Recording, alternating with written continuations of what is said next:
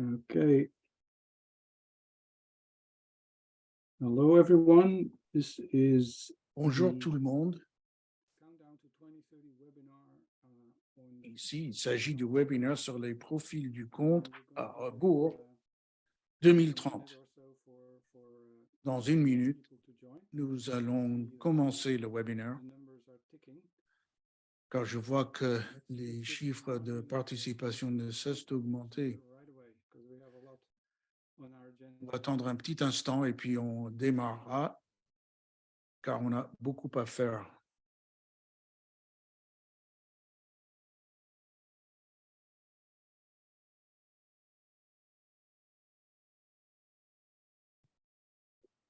So I think we're going to get started. So thanks everyone for joining this countdown to Bienvenue à tout le monde de notre webinaire sur les profils du compte à rebours 2030, utiliser les données pour améliorer la santé des femmes, des enfants et des adolescents.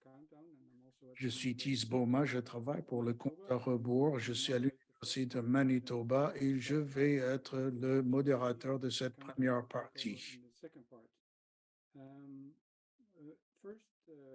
Tout d'abord, quelques petites annonces pratiques. On a de l'interprétation en anglais, en français, en espagnol. Choisissez les chaînes qui vous correspondent. On a une autre appli ici de questions-réponses. Ce n'est pas le chat. Je vous demanderai de mettre vos questions dans la boîte questions-réponses. Et nous sommes en train d'enregistrer cette séance. Bon, juste quelques mots d'introduction. Et Platon, il y a 2000 ans, avait dit qu'une bonne décision est toujours basée sur des connaissances et pas sur les chiffres. C'est certainement pas la philosophie que notre compte à rebours 2015 avait adoptée quand on a commencé à collecter des données il y a environ 20 ans. Et pour produire les profils sur la survie enfant, il y avait certaines inégalités qui persistaient. Ensuite, il fallait ajouter les femmes, les enfants, ensuite les adolescents, ensuite les morts-nés. Were added, cause of death data were. Can everybody mute, please? Or can you mute everybody? Sorry, so we had survival data, causes of Donc, death. on avait des données de survie, causes de mortalité, couverture, même le continuum des soins, continuité, plusieurs dimensions d'égalité, qualité des systèmes, donc de plus en plus d'aspects. Ce qui était au départ un profil d'une page et maintenant multiples pages et profils. Mais le point clé, c'est comment choisir la meilleure information, les meilleures données dans cette forêt de données qui nous entoure. Et c'est ça l'idée, en fait, de nos profils. Toutes les présentations vont traiter de ces profils, 3 avec le compte à rebours, un autre avec le profil en général, un autre qui traitera de l'égalité et un autre sur le développement, croissance enfantin, précoce et un présentateur de l'OMS. Ensuite, questions-réponses. Je vais vous présenter Helga Fogstad avec PMNCH qui va nous parler un petit peu de ces profils du compte à rebours en tant qu'outil pour élaborer nos profils.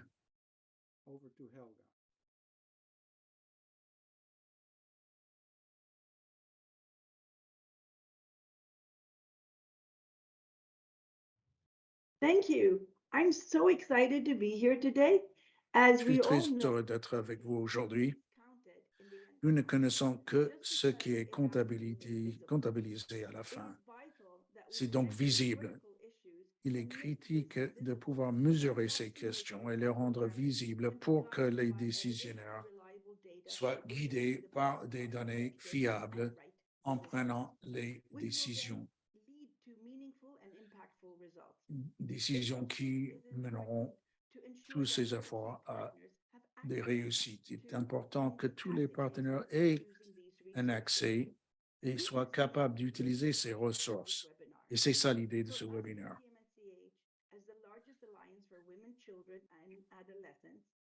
RBMCH, qui est la plus grande alliance pour femmes et enfants, doit se focaliser sur des preuves.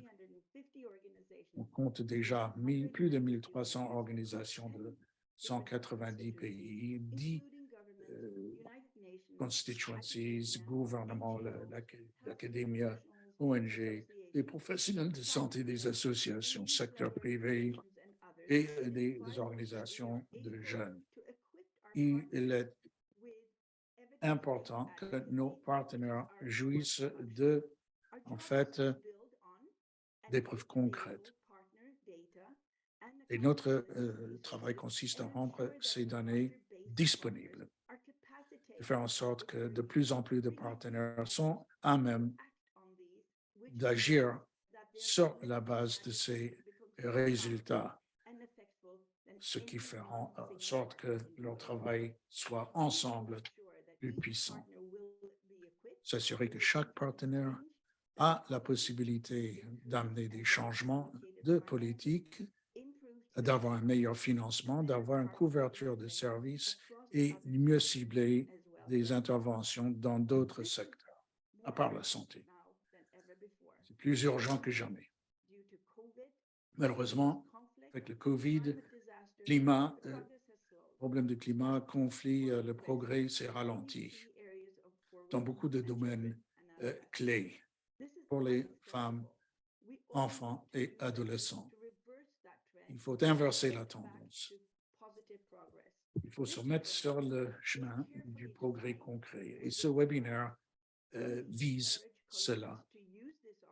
Nous encourageons les collègues d'utiliser cette opportunité d'apprendre sur les différents profils qui ont été élaborés et améliorés. Ceci avec d'autres travaux analytiques peuvent être utilisés à élaborer des profils, des stratégies globaux. Partager toutes ces données, tous ces matériels, cela avec d'autres ressources feront partie dans notre portail de responsabilité disponible sur le web. Il présente tous nos efforts. Il y a plusieurs raisons que ces profils sont utiles pour défendre notre cause. Tout d'abord, ces profils, comme vous voyez, non seulement nous donnent des données comparables, mais rendent ces données beaucoup plus accessibles aux hommes politiques, aux dirigeants de programmes ou même aux militants de la société civile. Donc, ces profils ont plusieurs rôles.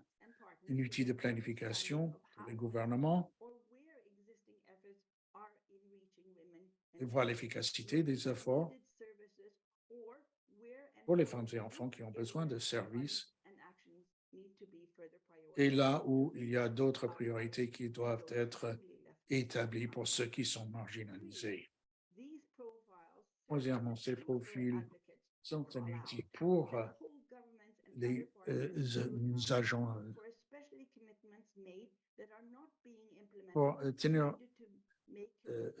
pour faire en sorte que le gouvernement tient ses promesses en montrant en fait des faits. Cette année, nous sommes au mi-chemin des ODD 2030.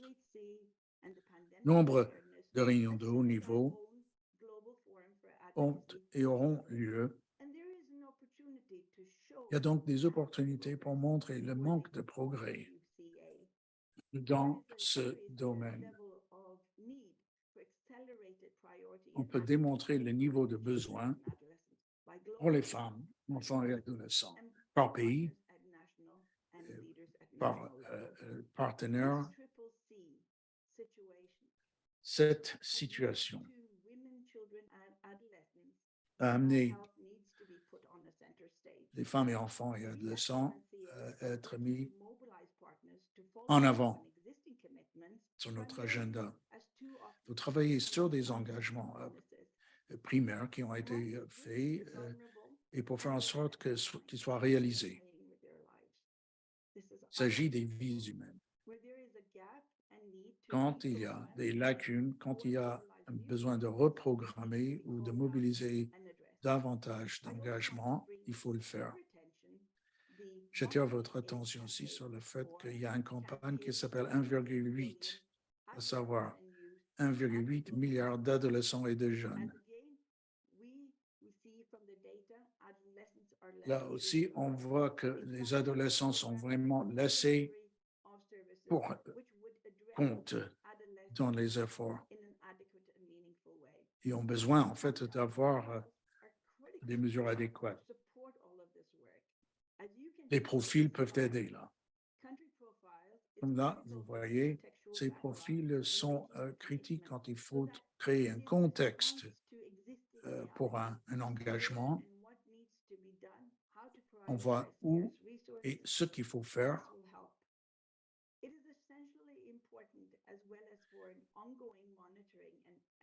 Cela nous aide aussi avec les suivis, les révisions et des efforts à prendre pour corriger certaines choses. Ce n'est qu'en examinant les données, les analysant et comprenant la situation qu'on peut identifier les activités à réaliser. Nous sommes là pour vous aider dans ces efforts. Nous allons coordonner, nous allons synthétiser et amener des ressources pour effectuer ces changements. Merci Countdown et tous les partenaires. Je me réjouis à l'idée de ce webinaire et la possibilité de mettre toutes ces ressources à votre disposition.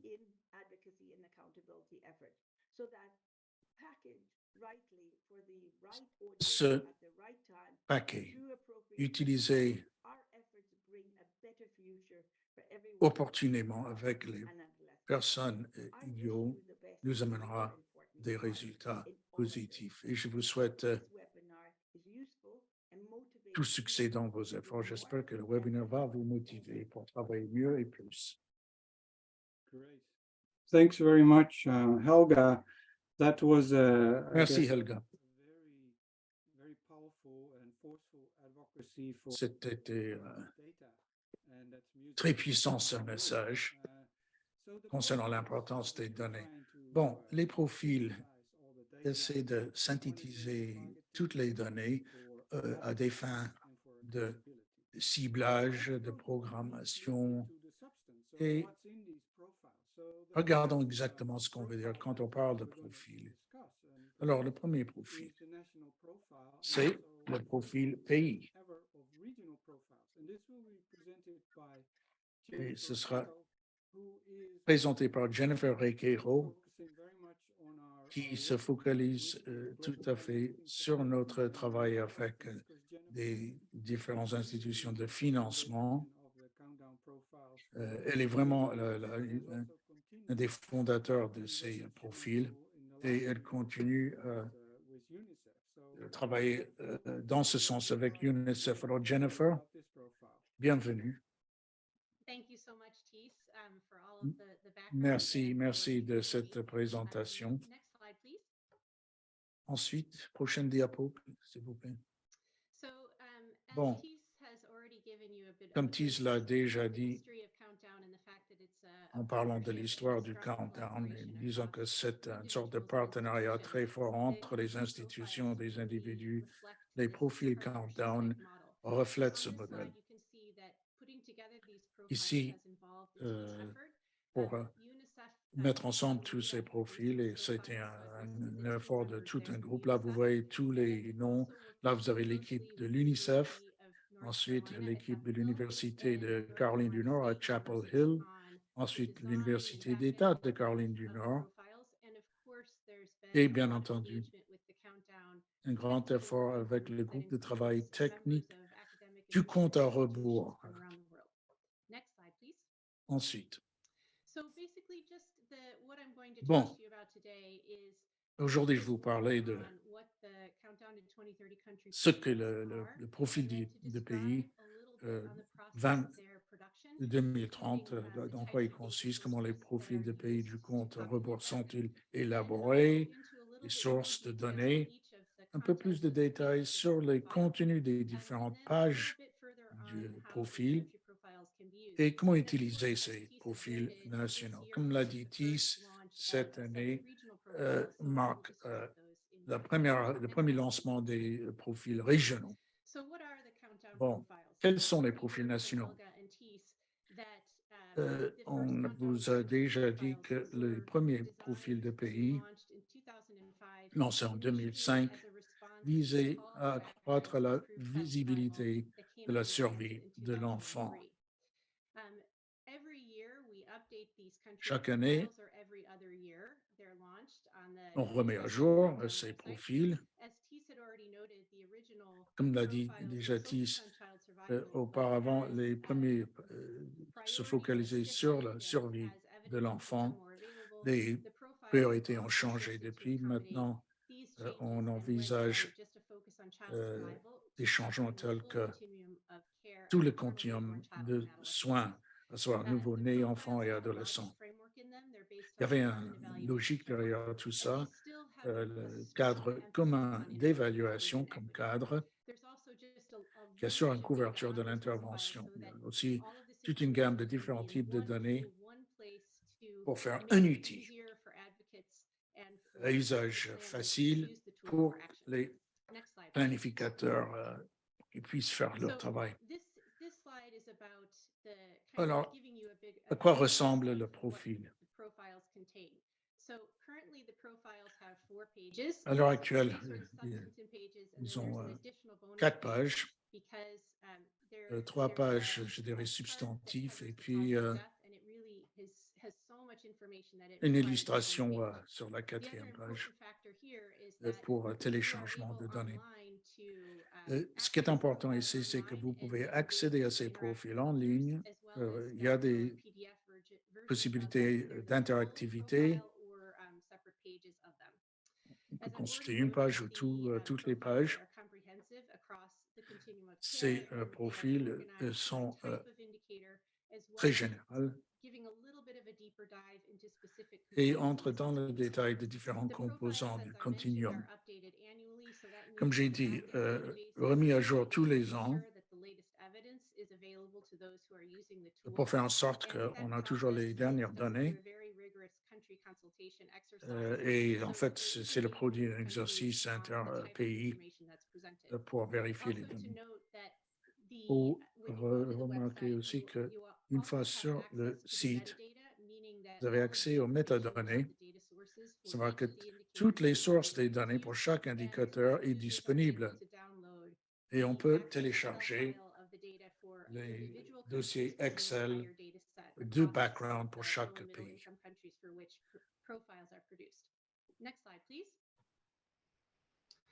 So this is just to again explain that the backend Encore pour expliquer que les bases de données sont produits utilisant des données publiques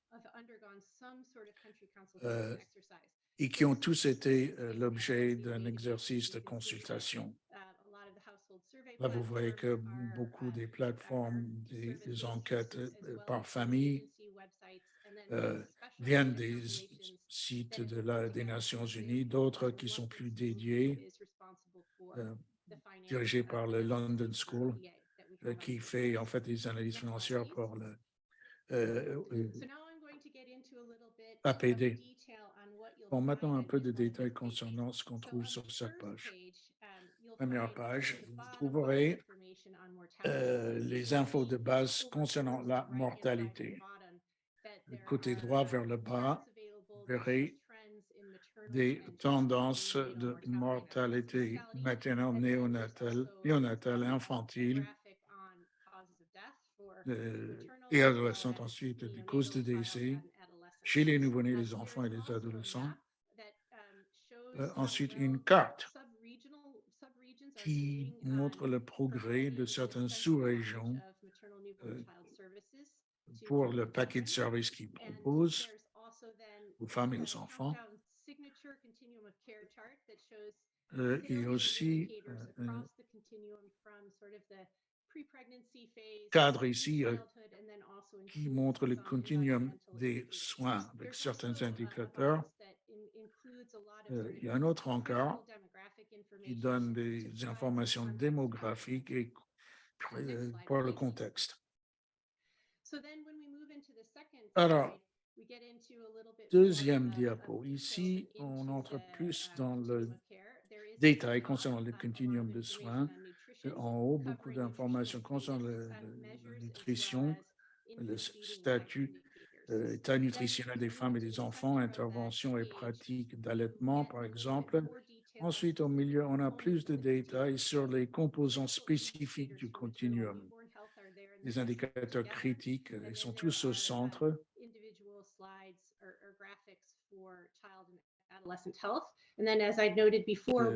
On a une partie pour les nouveau-nés et les adolescents. Et comme je l'ai dit en bas, couverture des interventions environnementales, couverture en eau potable, assainissement, hygiène, qui sont bien sûr critiques pour la santé des femmes et enfants. Et ensuite, on traite de l'égalité aussi, ce contexte. Diapo suivant. Alors, page 3. Ici, il s'agit en fait des dynamiques du système. Bon, par exemple, politique législative, par exemple, planning familial, protection de la maternité, l'allaitement, l'avortement. Il y a aussi des questions de gouvernance, savoir si le pays a en fait des plans chiffrés, l'examen des décès, prestation de services ensuite, qui sont autant d'indicateurs, personnel et installation. Et comme je l'ai dit, il y a une partie où il s'agit du financement avec des indicateurs nationaux et des indicateurs APD pour avoir une vue complète de ce que le pays alloue à ses fins. Et il y a quelques informations supplémentaires, par exemple, comment on comprend tous les acronymes et aussi les objectifs de l'ODD pour voir le progrès réalisé par le pays. Bon, comme je l'avais déjà dit, on a une sorte de page supplémentaire qui parle des causes de décès, plein d'informations et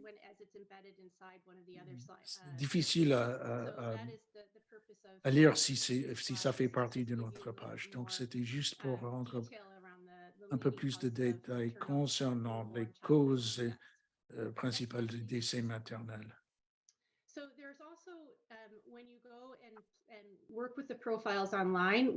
Alors, quand vous travaillez sur ces pages, il y a des choses interactives qui sont ici. Voilà, vous cliquez dessus, ce qu'on appelle un infobulle.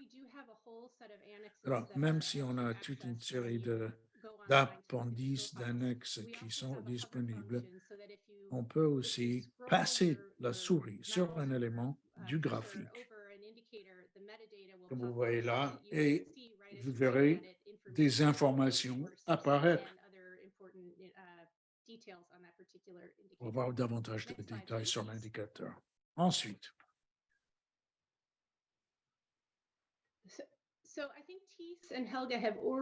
bon, Keith et Helga ont déjà expliqué l'utilisation des profils et leur importance, mais je vais juste redire ici qu'il y a 3 publics pour ces profils. Tout d'abord, ces profils peuvent être donnés aux représentants de la société civile pour traiter là des lacunes et des domaines où il faut améliorer les choses. Et très important, Ce sont des outils, ces profils, que les gouvernements et leurs partenaires peuvent utiliser pendant leur révision ou évaluation annuelle s'il faut changer les priorités de financement et voir les chances de succès. Et enfin, ces profils peuvent amener davantage de recherche.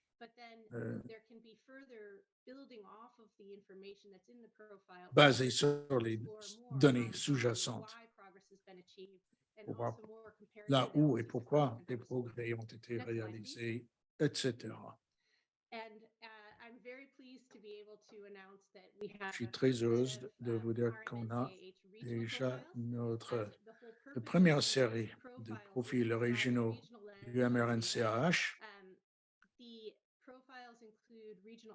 ce qui comprend des agrégats régionaux pour tous les indicateurs pour lesquels des données sont disponibles. On peut comparer des progrès réalisés à travers tous les pays de la région. Et c'est aussi une façon de mesurer le succès des pays. Encore, c'est utile car au niveau régional, on peut identifier les pays qui ont réussi, d'autres qui ont besoin de soutien. En tout cas, on peut comparer le progrès réalisé entre les différents pays. Alors, à quoi ça ressemble tout ça? Eh bien, voilà les 3 pages qu'on a actuellement. Ça, c'est le template, les pages standards utilisées pour toutes les régions de l'UNICEF. Je dois dire aussi que l'équipe UNICEF travaille avec chaque région pour générer des données spécifiques au profil. Donc, ces pages vous permettent de comparer les régions, mais sachez qu'il y a quand même un processus interactif avec ces régions pour identifier d'autres indicateurs qui doivent être examinés. Ensuite, un peu plus d'informations ici. Les profils régionaux permettent à l'utilisateur de sélectionner des vues régionales ou nationales. Là, vous voyez les deux. Un indicateur, on peut simplement regarder les tendances régionales ou bien par pays. Et on voit les tendances. Ensuite, l'autre point important, c'est que ça vous permet de comparer entre les pays, à savoir les moyennes régionales et les performances pays par pays. Encore, on a à droite le continuum et il y a une barre grise qui vous donne la moyenne régionale. Et les autres sont des données propres au pays.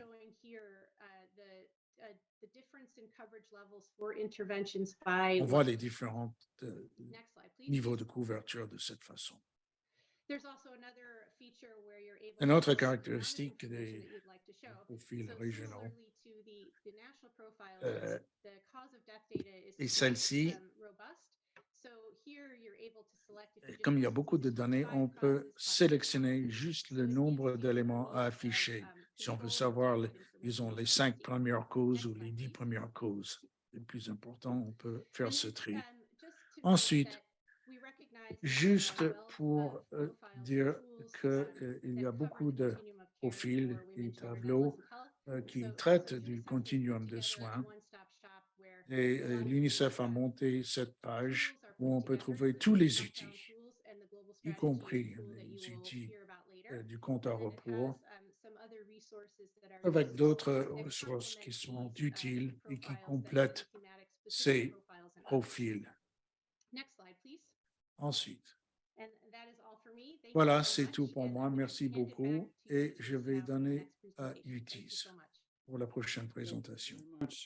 Jennifer, that was a great overview and Merci beaucoup, Jennifer. C'était une présentation globale magnifique. Ça nous a permis de voir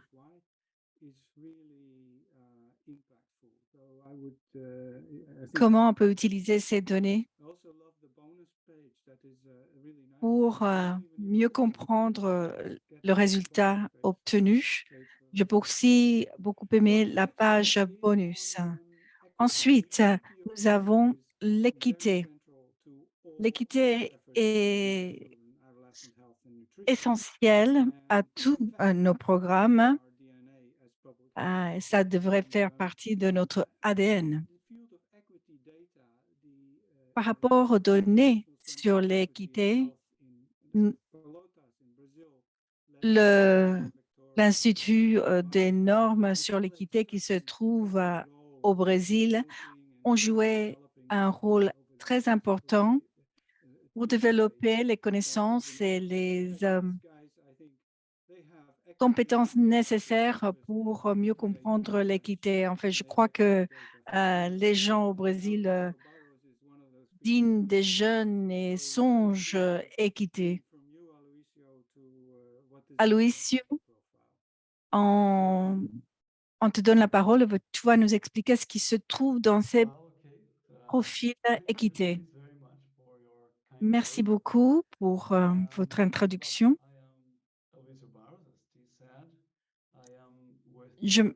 Comme Keith vient de vous le dire, je travaille à l'Université de Pelotas, dans le sud du Brésil, dans le Centre international pour l'équité dans la santé. Voici l'équipe du centre et le groupe, en fait, qui a produit ces profils. Il s'agit d'un groupe très divers, très dynamique. C'est un grand plaisir de travailler avec eux. Notre groupe travaille dans 3 domaines spécifiques. Le premier est l'entretien de ces méga bases de données sur les indicateurs de santé. Nous suivons 122 pays. Nous avons plus de 449 enquêtes. Nous travaillons également dans la diffusion de l'information, la circulation de l'information. Nous travaillons sur la surveillance et la comptabilité et la transparence. Et ensuite, travaillons dans le domaine de la science. Par rapport à la base de données, comme je vous ai dit, on couvre un grand nombre de pays, 122 pays. Et nous nous focalisons sur les pays à faible revenus intermédiaires. Nous combinons des indicateurs tels que le CCI. Nous utilisons aussi des indicateurs sur la mortalité infantile, la nutrition et la fertilité. Nous analysons aussi l'équité dans un grand nombre de domaines. Nous avons des sous-catégories de personnes que nous suivons par richesse, les femmes par niveau d'éducation et âge, la population urbaine et rurale, etc. Ces données doivent être représentées d'une manière qui est facile à comprendre. Nous utilisons un format qui s'appelle l'Equiplo. Ce genre de graphique montre la couverture par sous-groupe. Ici, nous avons l'utilisation des contraceptifs modernes et nous montrons l'évolution à travers le temps. En 1986, nous avons 5 groupes. On voit que dans ce point, on a les 20%, les femmes les plus pauvres du pays, les 20% qui sont les femmes plus pauvres du pays. Ensuite, nous montons 20%. On voit qu'en 1986, il y a une énorme brèche entre les femmes les plus pauvres et celles qui les suivent.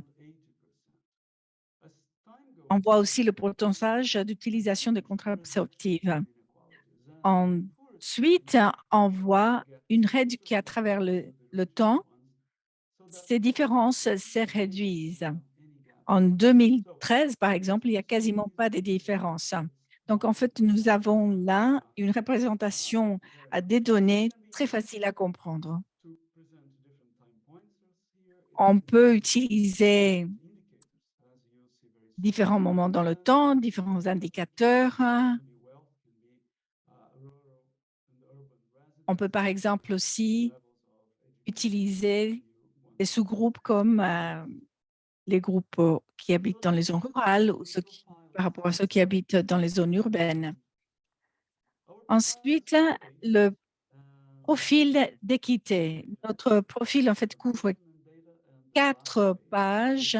Nous avons 3 pages, en fait, qui couvrent des informations, des données. Ensuite, une 4e page où nous avons l'interprétation de ces données ainsi que les définitions. Donc, la première page est la page la plus intéressante, la plus dynamique. Sur la 2e page, nous avons un tableur avec les indicateurs clés au niveau national. Ensuite, nous avons la page 3 avec les valeurs au niveau sous-régional. Alors, quels sont les indicateurs que nous utilisons? Nous avons 12 indicateurs.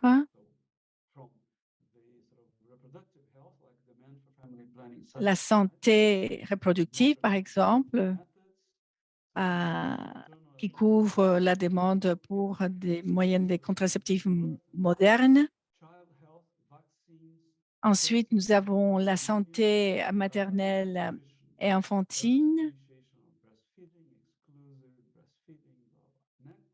sur les enfants et sur la nutrition, par exemple, le moment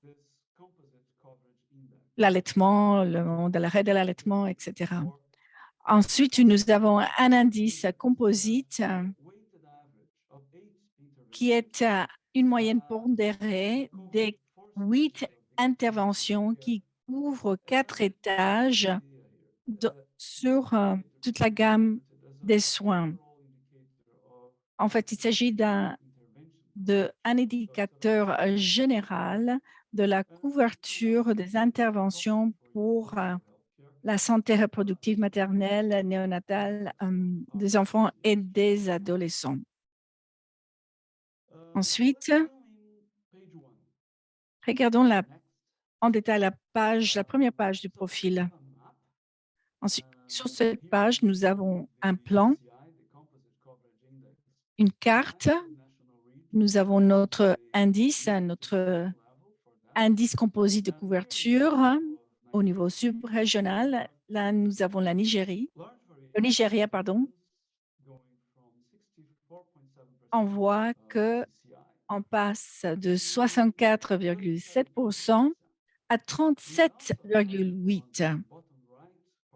À droite en bas, on a un point d'information qui vous montre l'indice de couverture composite au niveau national par quintile.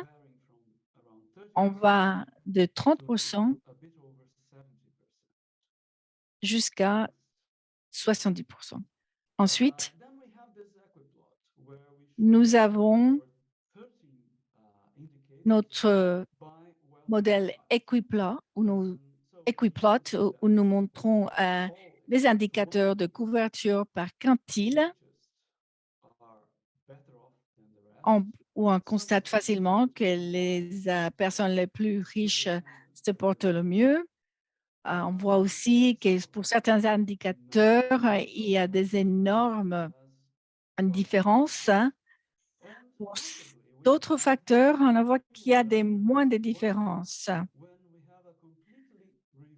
On voit une chose très étonnante, c'est l'allaitement qui va au-delà de 1 an.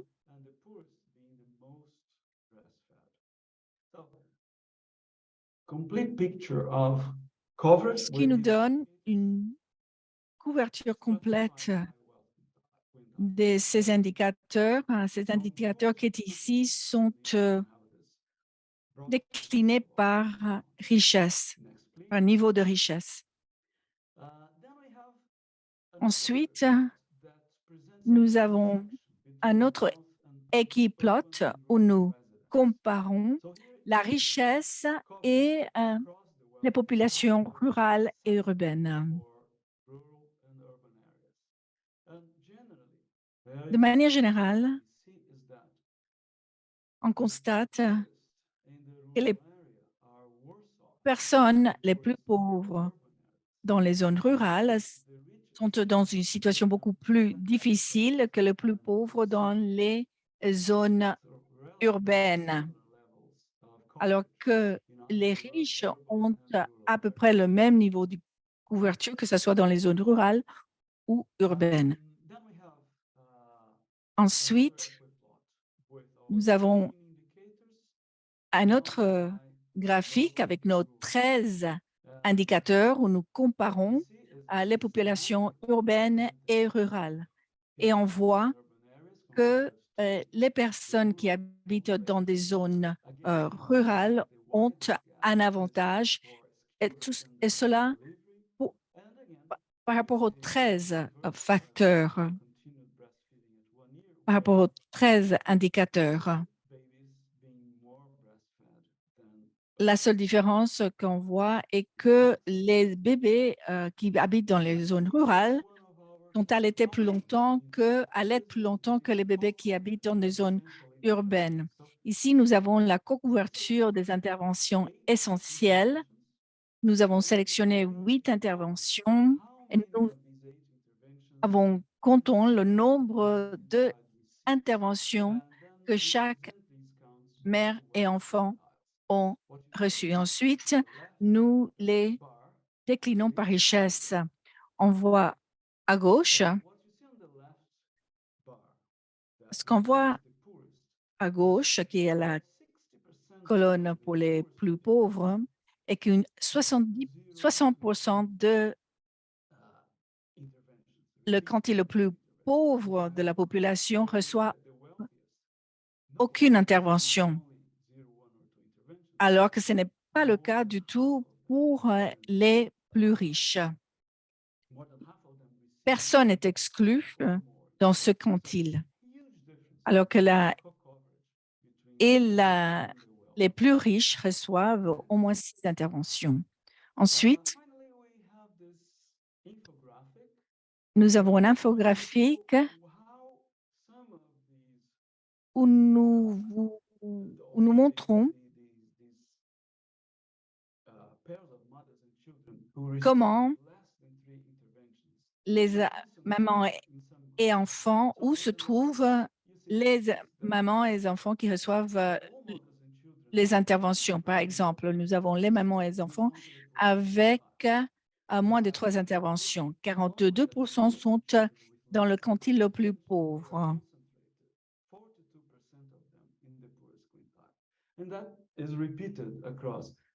Et cela se voit dans les zones les zones rurales du pays. Ensuite, nous avons couvert toutes les différentes parties de la première page.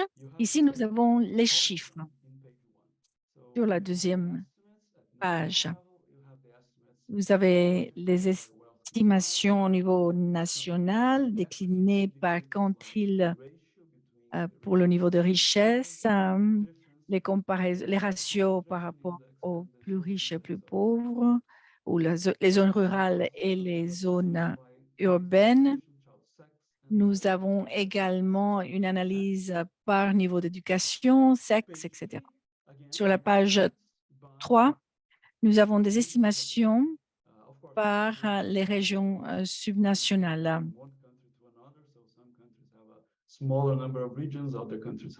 Bien sûr, le nombre de lignes varie énormément parce qu'il y a des pays qui ont un grand nombre de régions, d'autres pays qui sont plus petits qui ont moins de régions. Ensuite, sur la page 4, nous avons une explication où nous expliquons les profils, donnons des définitions détaillées, nous expliquons l'index, les indices, l'index de couverture, de co-couverture, etc. Tous ces profils se trouvent sur le site web du Countdown 2030. Vous pouvez également scanner le QRC. Ça vous donne accès au profil de 118 pays. Nous avons inclus les enquêtes les plus récentes pour les pays. Nous couvrons de 1985 à 2020. Cela pour les pays pour lesquels on n'a pas inclus les enquêtes les plus récentes. Je vous remercie pour votre attention et je vous invite à aller sur notre site web. Merci beaucoup à Aloïsio. C'est une excellente synthèse des profils d'équité. Nous allons passer au prochain profil. Nous essayons en fait d'introduire un grand nombre de composantes.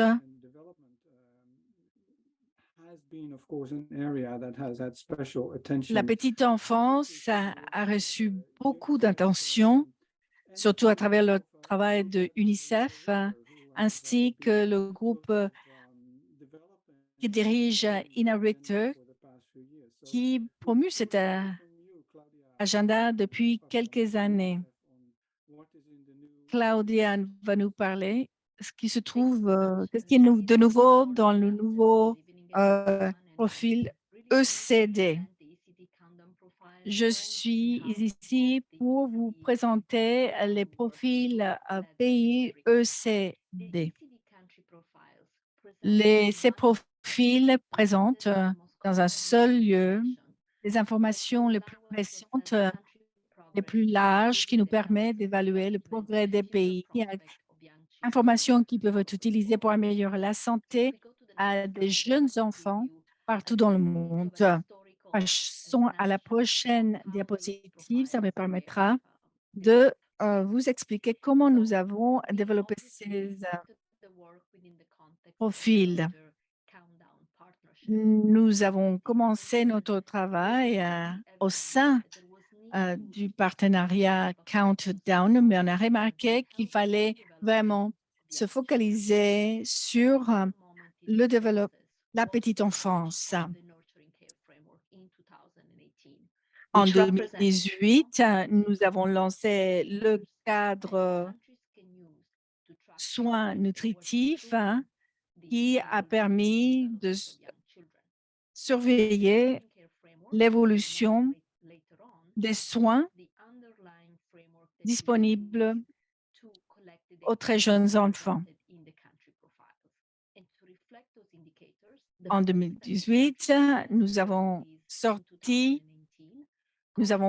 fait le possible, compiler toute l'information nécessaire pour développer les profils, pour élaborer ces profils. En 2019, nous avons mis à jour et étendu les profils de manière à couvrir 138 PRI et PRF. En 2020, nous avons étendu la couverture à 197 pays. Nous allons publier les profils tous les 2 ans jusqu'en 2030. Prochaine diapo. Comme je vous ai déjà dit, le cadre de Nurturing Care, c'est-à-dire de soins protecteurs,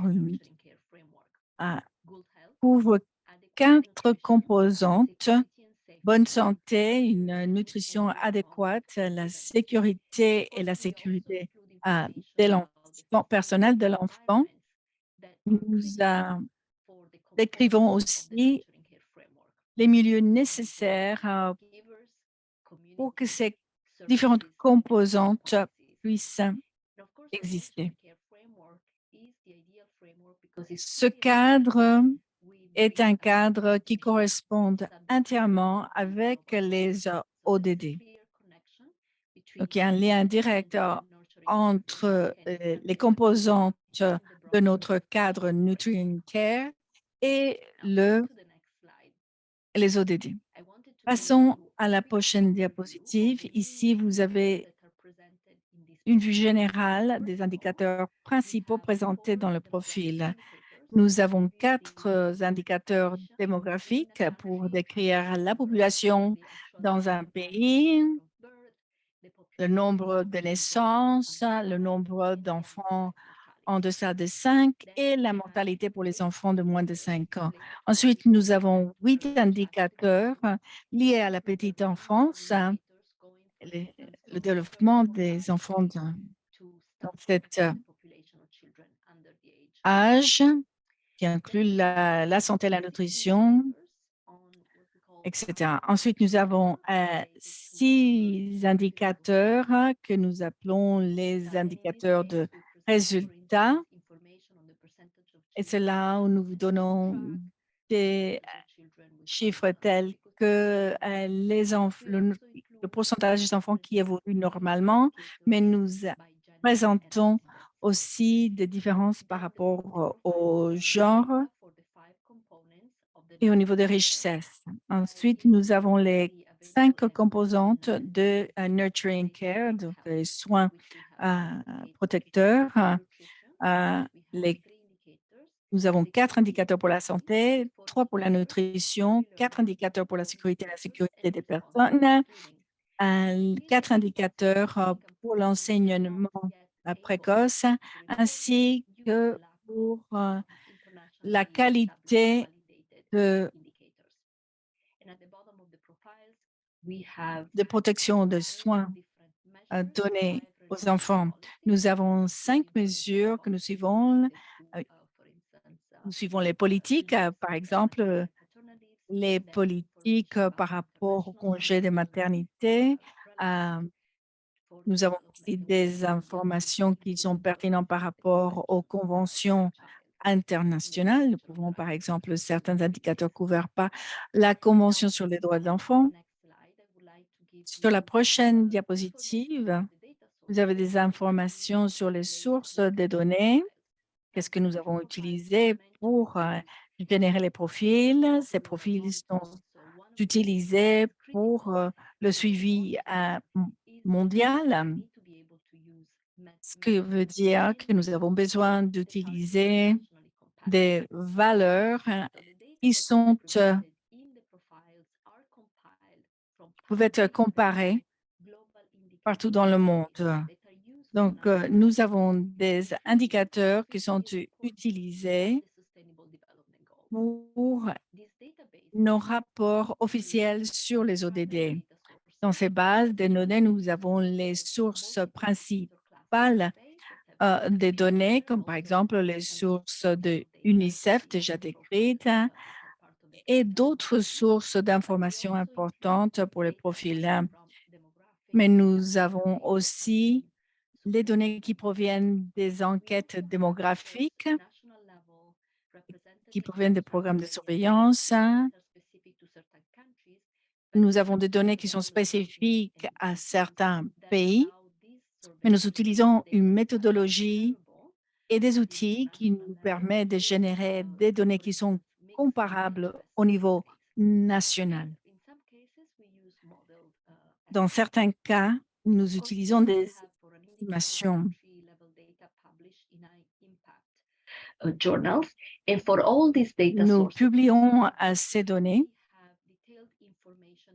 et nous avons des informations détaillées, des informations méta au niveau des pays. il y a une partie technique qui indique ces indicateurs et nous avons des bases de données qui sont en fait sur Excel. Ici, vous avez une photo de l'évolution de notre couverture mondiale de 2018 à 2020. Nous sommes passés de 91 pays qui étaient les pays PRI pour aller jusqu'à 199 qui inclut les pays des revenus élevés. Ça nous permet d'identifier les différences où les différences existent. On voit qu'il y a que nous avons un manque de données parce que ces pays ne font pas partie des programmes internationaux qui nous permettent d'accéder à ces données, mais il y a d'autres, pour ces pays, il y a quand même d'autres sources de données que nous utilisons. Cela qui inclut, par exemple, l'utilisation de les coutumes des pays, les informations démographiques. Les informations sont disponibles en 5 langues. Nous espérons que l'utilisation d'un grand nombre de langues va aider l'utilisation de ces profils. Qu'est-ce que nous faisons? Nous préparons par exemple des résumés pour présenter les résultats principaux. Et qu'est-ce que nous apprenons à travers ce genre d'analyse est que 2 de chaque 3 enfants de moins de 5 qui ont des symptômes d'une infection aiguë respiratoire reçoivent des soins. Moins d'un tiers des enfants ont accès à des programmes préscolaires, donc l'éducation.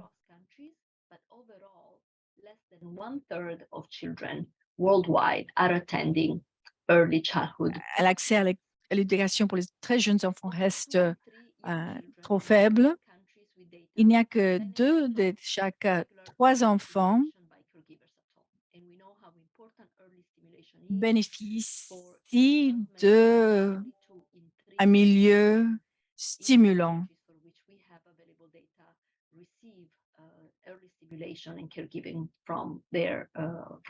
De la part de personnes qui s'occupent d'eux. Dans quasiment la moitié des pays n'ont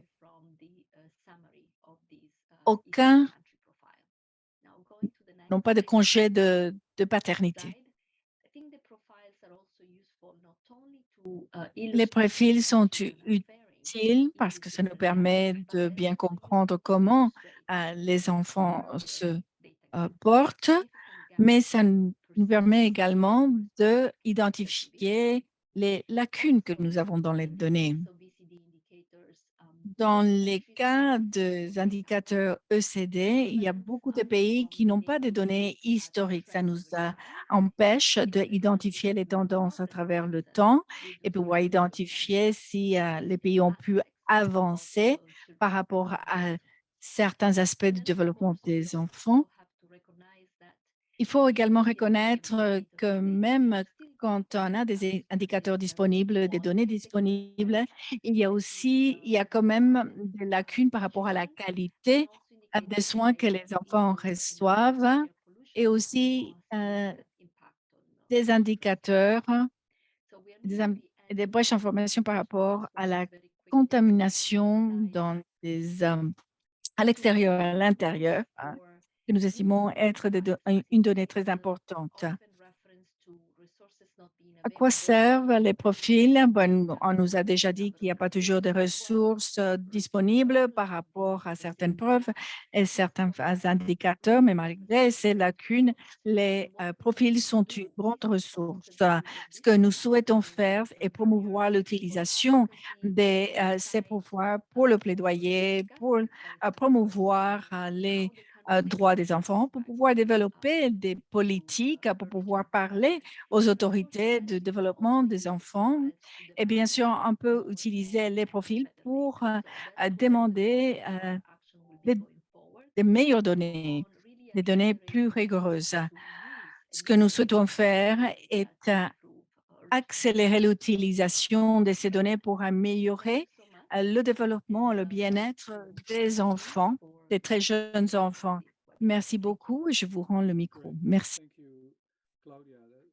That's a wonderful tool. Merci, Claudia. Really, Un excellent outil to do so much more. dans un domaine où beaucoup reste à faire. Move right on, Bon, passons maintenant, countdown profiles are euh, not only car ces profils ne Teresa sont Diaz pas le will seul also personnage à occuper la scène. position Non. them a bit better and also talk L'OMS va les positionner un peu maintenant dans la personne de Dr. Teresa Diaz. Merci, Thies. Je vais vous parler de la stratégie mondiale pour la santé des femmes, des enfants et des adolescents 2016-2030, visualisation des données profils. Tout d'abord, quelle est cette stratégie?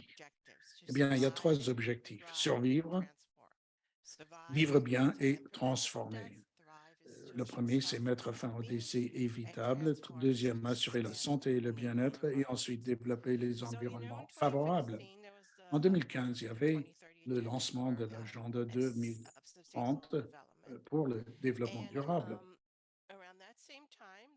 Parce qu'en même temps, il y avait une assemblée de l'OMS avec une résolution 69.2 qui portait sur 2016-2030 pour la santé des femmes, enfants et adolescents, qui est une stratégie mondiale. L'idée étant de donner des orientations concrètes sur la manière d'accélérer les progrès. Donc, un cadre d'indicateurs et de suivi a été développé basé sur des examens techniques et d'un processus consultatif avec 60 indicateurs qui font référence aux domaines prioritaires de la stratégie globale, qui ont fait leurs preuves. Le cadre visait à minimiser la charge que représentaient ces rapports pays en s'alignant sur les 34 indicateurs DODD. De plus, 26 autres indicateurs sont tirés d'initiatives mondiales établies pour la santé reproductive, maternelle, néonatale, infantile et adolescente par un NCH. Parmi ces 60, 16 indicateurs ont été sélectionnés comme un sous-ensemble pour fournir un instantané des progrès. Je ne vais pas entrer dans le détail ici, mais voilà les 16 indicateurs et encore groupés dans les trois catégories. Je ne vais pas entrer dans plus de détails que ça pour l'instant.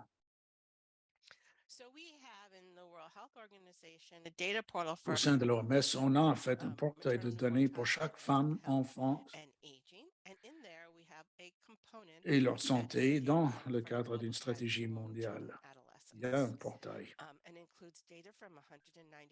des données de 194 États membres et les données les plus récemment disponibles pour tous ces indicateurs compilés dans une seule espace. Là, vous voyez l'URL. Tout ça vient de diverses sources et montre les endroits où il y a des lacunes. Bon, avec ça, on peut avoir des images interactives, des visualisations pays par pays, groupements de pays, et on peut même visualiser les tendances de différentes formes graphiques selon l'indicateur. Certains, ça convient mieux d'être présenté en barre, d'autres simplement en courbe, pour vous donner une idée du côté interactif. Nous aussi, à l'OMS, on a des profils des pays, on a des profils où on voit tous les différents composants. On peut en prendre et en laisser, on peut choisir.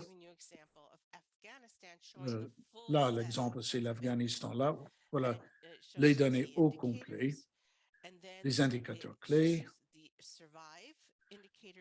les taux de survie.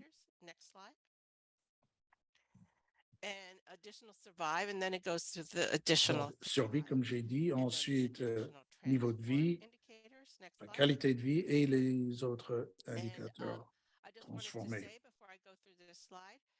Alors, je dois vous dire que on peut choisir la partie du profil que vous voulez étudier et on peut le télécharger en forme PDF. Je dois vous dire aussi que quand on remet à jour les données, en fait, le profil est remis à jour automatiquement. Alors, quelle est la différence entre les deux profils, entre les nôtres et les countdowns?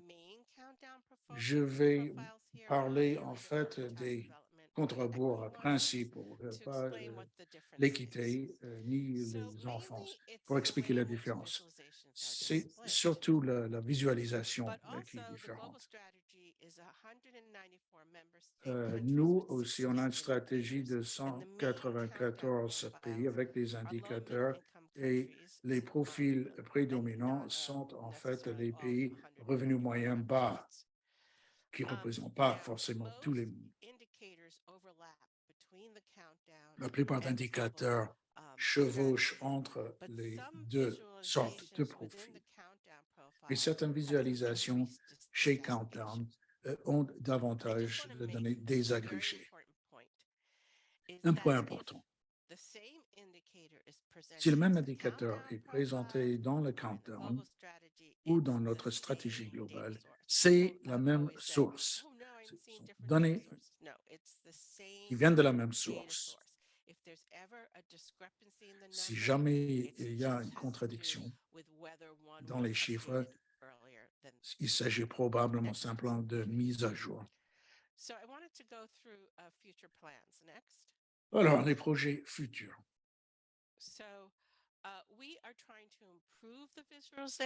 On essaie d'améliorer nos visualisations, d'améliorer l'exportabilité de ces visualisations et nous travaillons aussi sur la vitesse et la fiabilité du site. On essaie de faire tout cela et on espère avoir un outil plus dynamique, plus rapide quand il s'agit de vous proposer des profils pays à l'avenir. Merci.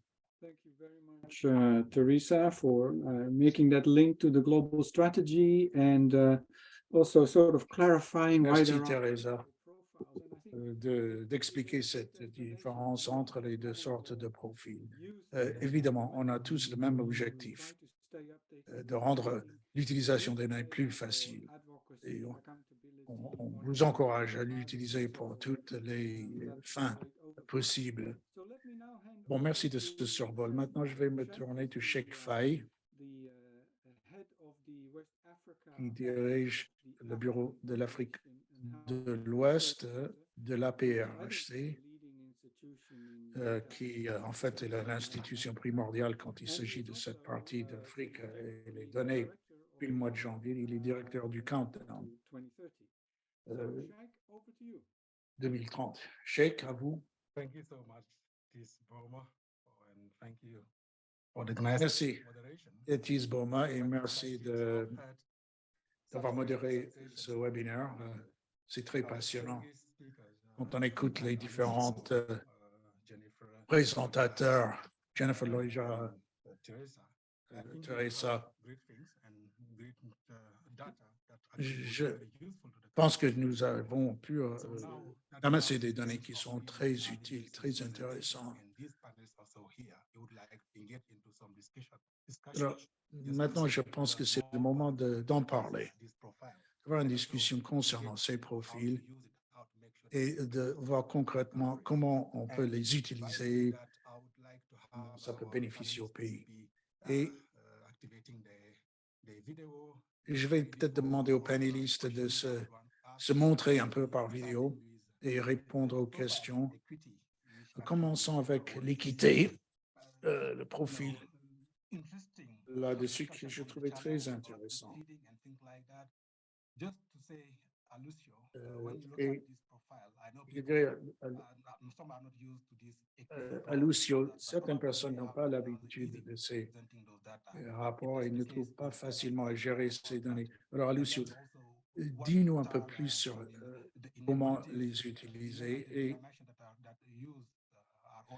parlez-nous un peu des inégalités qui sont en fait le cible de certaines segments et le fait qu'on risque de voir de nouvelles catégories comme genre introduit. Merci de cette question, Sheikh. Je pense que l'un des objectifs avec ce centre, c'est de pouvoir visualiser les inégalités et d'expliquer ce concept de l'équité.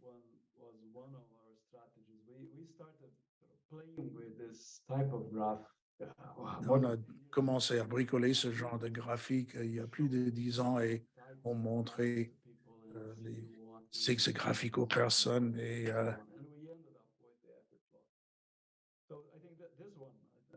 on a fini par améliorer les choses pour arriver à ce qu'on a aujourd'hui.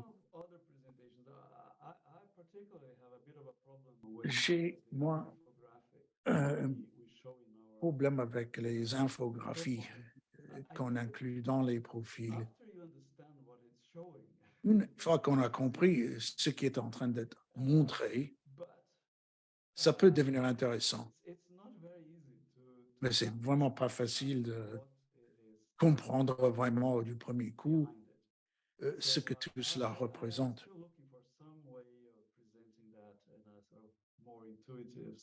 Donc, je m'efforce de trouver une meilleure façon de présenter.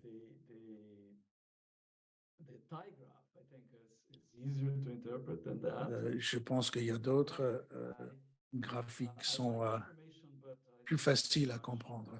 Les infographies, c'est bien d'avoir cette information, mais il faut réfléchir sur comment avoir une meilleure compréhension. Parfois, il faut attendre que la personne vraiment pige ce qu'il voit. Bon.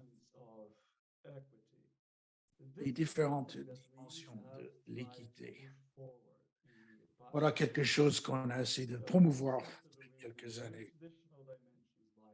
On a commencé avec un côté très traditionnel, la richesse, regardez la gamme de niveaux de richesse, des pauvres jusqu'aux riches, les urbains, les ruraux, l'éducation, par sexe, surtout sexe, quand il s'agissait d'enfants. Mais on a essayé d'aller plus loin. Récemment, on a pu réaliser des progrès en ce sens. On a travaillé beaucoup sur l'obésité et on a vu en fait d'énormes inégalités à travers différents groupes. Dans certains pays, ce n'est pas très facile. On a parfois des dizaines de groupes, parfois des centaines de groupes ethniques. Donc, c'est difficile à compiler, mais c'est quelque chose qu'on a démarré. On trouve que cela en vaut la peine. La religion, aussi, parfois, c'est pris comme un domaine délicat, mais je pense qu'il est important. Et on a vu dans certains travaux que ces sources de différence. Quand il s'agit, par exemple, d'action, c'est assez facile d'identifier ces groupes et travailler avec leurs dirigeants, leurs chefs, quand on a un objectif clair. Et enfin, genre. On a fait beaucoup de travail pour avoir une optique du genre, pour aborder les questions et surtout le fait de renforcer le rôle des femmes de plus en plus. Donc, voilà trois dimensions, des trois aspects qui font partie de ces profils. Et à l'avenir, j'aimerais que ces profils comprennent ces sujets-là.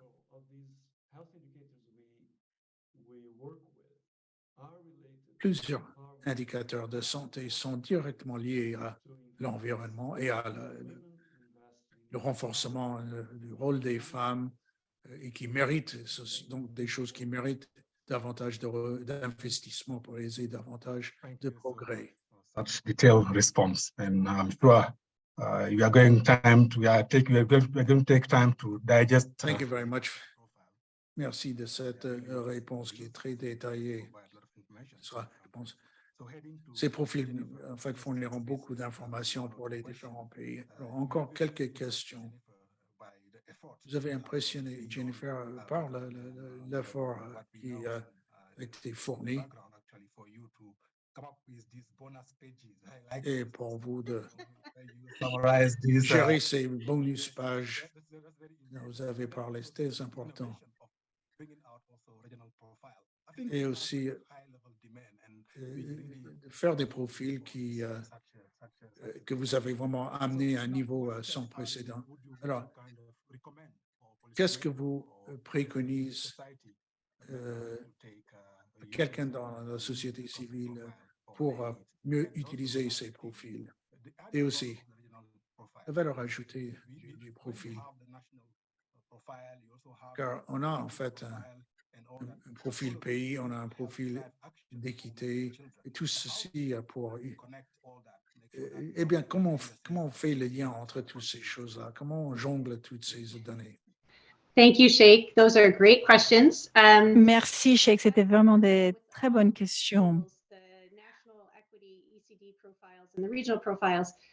Avec tous ces outils, les profils nationaux et régionaux sont en fait la meilleure façon de démarrer une conversation qui va mener à une action concrète vers la transformation. Les personnes qui s'intéressent à ces profils, qui souhaitent les utiliser, il faudrait commencer par un pays et prendre un seul facteur, par exemple la mortalité infantile. Quelles sont les tendances? Est-ce que la tendance est bonne? Ensuite, vous pouvez passer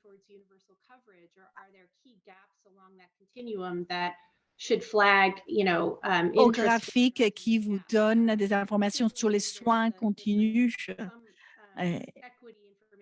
Ensuite, il y a des informations sur l'équité au niveau national.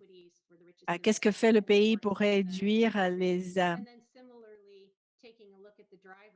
inéquités? Comment est-ce qu'ils ont avancé? Est-ce qu'ils ont progressé dans ce domaine? Est-ce qu'il y a plus de couverture des interventions? À quel point est-ce que le pays a donné la priorité à la santé maternelle et des nouveau-nés, des enfants? Ensuite, vous pouvez essayer d'identifier les opportunités en regardant une combinaison des différentes données qui se trouvent dans le profil. À quel point est-ce que les interventions correspondent au niveau, quelle est la relation entre le niveau d'intervention et le niveau de la mortalité infantile? Qu'est-ce que le pays a fait pour améliorer ces données? Est-ce qu'il y a des normes ou des règles qui permettent aux femmes de rester chez elles et allaiter leurs enfants et pendant combien de temps, etc. Moi, je vous conseille de démarrer par ces deux étapes. Ensuite, il y a un autre élément important qu'on peut couvrir avec ces profils pour identifier les lacunes d'information. Quelles sont les informations dont on a besoin et, et quelles sont les informations qui seraient importantes pour pouvoir déterminer le niveau d'investissement nécessaire dans certains domaines.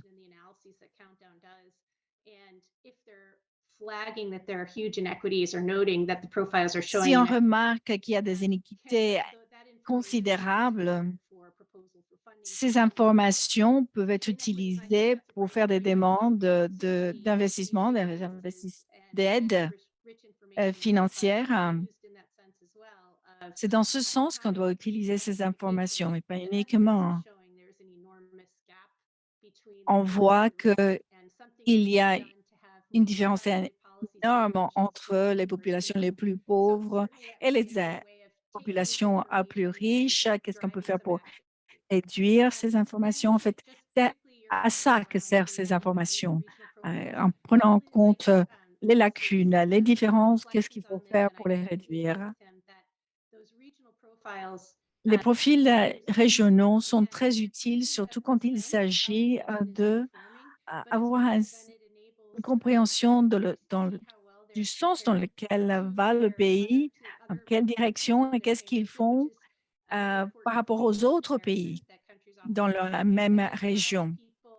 C'est une comparaison importante car ça permet aux personnes, aux organisations qui opèrent au niveau régional de prendre des décisions sur, par exemple, dans quel domaine il faudrait faire un peu plus, si ce pays, par exemple, tiens, tel pays a des valeurs moindres dans un domaine, qu'est-ce qu'on pourrait faire pour qu'ils arrivent à la moyenne régionale. Teresa aussi a fait remarquer que les profils sont à harmoniser. On est en train de partager des informations qui sont comparables, que peuvent utiliser pour mieux comprendre comment se porte la région, mais les profils nationaux et d'équité nous donnent davantage d'informations qui sont utiles. Par exemple, si vous vous intéressez à une région, vous pouvez descendre à voir des informations sur un pays. Vous pouvez passer au profil sur l'équité qui vous donne encore davantage d'informations. Il y a aussi le profil sur le développement des enfants. Tous ces profils utilisés ensemble vous donnent des informations assez complètes sur comment se portent les mères et les enfants dans un pays ou dans une région. Il est vrai que ces profils sont complémentaires. Quand on lit les différents profils, on voit de quelle manière les données sont collectées, de quelle manière on peut en fait tirer davantage de valeur de ces informations.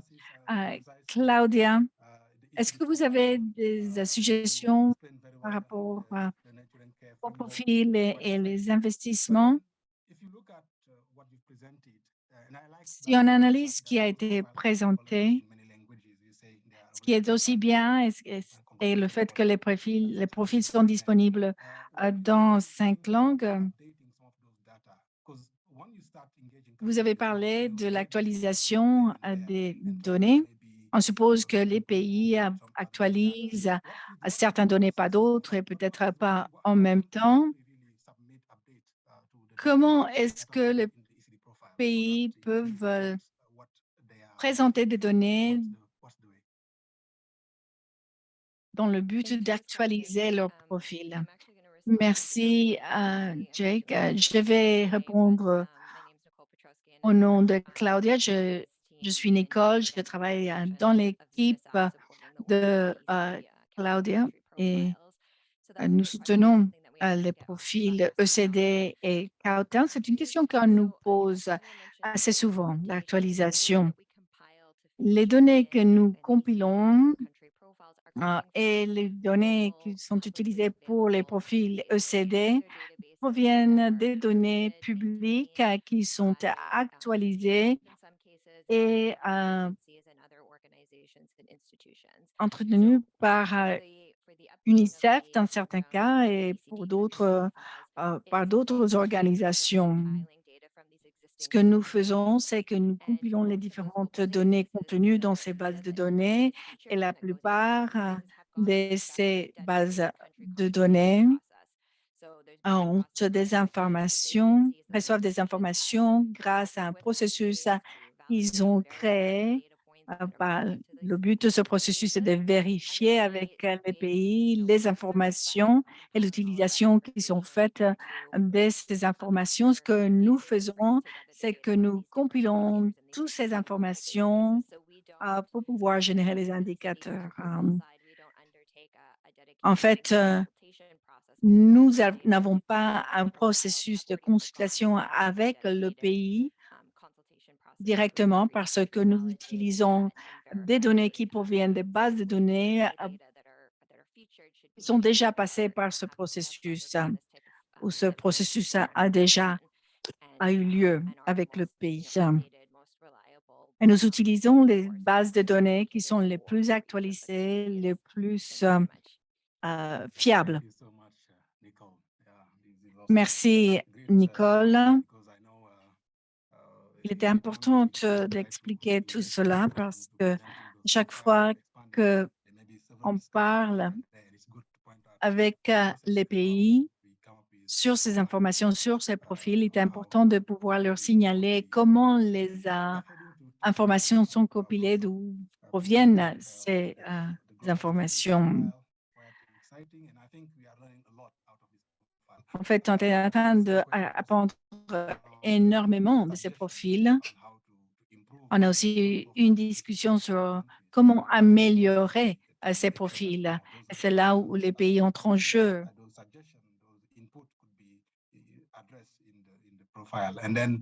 C'est ce qui est un peu indiqué au pays à travers les profils. C'est là où manquent les informations. Quand on a beaucoup d'informations, beaucoup de données, il est intéressant de les présenter sous forme d'infographiques. Quels conseils est-ce que vous avez pour les pays? Je vais commencer par vous parler d'utilisation des informations. Helga, Therese, Jennifer et Lucio ont déjà parlé de comment utiliser les différents profils. Je vais vous parler de la différence entre un profil pays et les comparaisons possibles. Sur notre site, sur notre portail, vous pouvez choisir, par exemple, 2 pays. Vous pouvez choisir votre pays et le pays d'à côté et analyser les mêmes indicateurs dans les 2 pays dans le but de les comparer. Et ce sont des informations que vous pouvez utiliser dans votre pays pour vous dire, écoutez, le pays voisin va beaucoup mieux et pourquoi est-ce que cela est le cas? Quand on analyse les profils pays, le profil d'un pays, ça vaut la peine d'analyser les différentes parties de profil pour déterminer où est-ce que votre pays se porte bien et où est-ce que votre pays se porte moins bien. Peut-être vous avez des très bons résultats par rapport à la santé des enfants, mais pas moins bien par rapport à la santé maternelle. Ce qui est important de savoir, c'est que ces pays se sont engagés. Ils ont dit qu'ils allaient améliorer la santé des femmes et la santé des enfants. Helga a décrit la page des transparences sur le site web du PMNCH où on indique exactement les résultats auxquels les pays ont identifié comme des domaines d'amélioration pour eux, leurs engagements en fait. Quelqu'un a posé une question sur l'utilisation des données par rapport aux demandes d'aide. Vous pouvez en fait télécharger les données Et si vous avez les capacités de générer des analyses, faire des analyses, vous pouvez télécharger les données et faire vos propres analyses que vous pouvez ensuite utiliser pour vos demandes d'aide aux bailleurs. Nous essayons d'améliorer la visualisation des données et l'interactivité entre données. Il y a une base de données, en fait, un site web et là, nous allons poster ce site web dans le chat. Où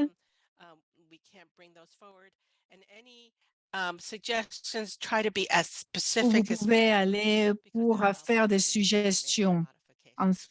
Essayez d'être le plus détaillé possible avec vos suggestions pour que ces suggestions soient vraiment utiles. Nous sommes arrivés à la fin de notre webinaire. To mention a few things to wrap up, these profiles are really useful and are really. Les profils sont très utiles. Ça correspond aux demandes des pays.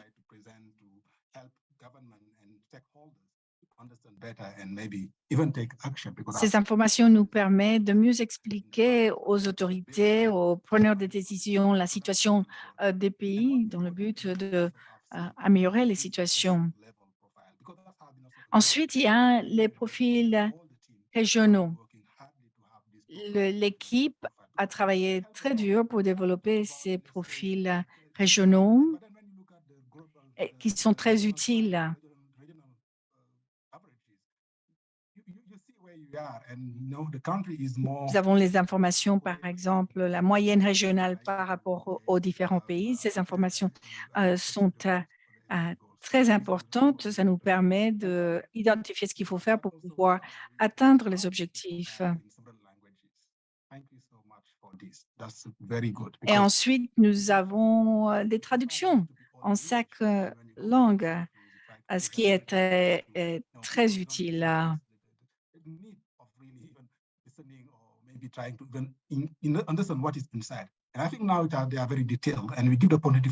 Nous avons un niveau de détail qui nous permet de bien décrire les besoins, de bien comprendre de quelle manière on pourrait améliorer la situation. Au départ, on a dit que ces informations peuvent être utilisées à des fins de promotion et défense des droits et tout simplement pour avoir plus de transparence et demander aux pays de rendre des comptes. The equity profile, I know there's still work ongoing, probably to how to improve them. The ECD profile, I think this is all great. What we want to do is just to thank you so much for listening. On souhaite vous remercier pour ce que vous avez fait avec les profils et surtout avec les profils ECD. Maintenant, c'est au pays. C'est au pays, il faut faire comprendre aux parties prenantes quelles sont les problématiques. Une chose également très utile est le fait qu'on peut télécharger les données et utiliser ces données pour générer nos propres analyses. On souhaite vous féliciter vraiment pour ce merveilleux travail que vous avez fait pour sortir tous ces outils. Et nous sommes vraiment dans une situation de compte à rebours. Les pays souhaitent atteindre leurs objectifs et je crois que ces profils vont les aider à identifier ce que devrait être leur priorité. Je souhaite remercier à tout le monde qui a participé à ce webinaire, à les personnes qui sont occupées de la logistique, de la technique, aux interprètes. Et j'espère qu'on va revoir bientôt. Merci beaucoup. Passez une excellente soirée. Merci beaucoup. Merci au APMNCH pour nous avoir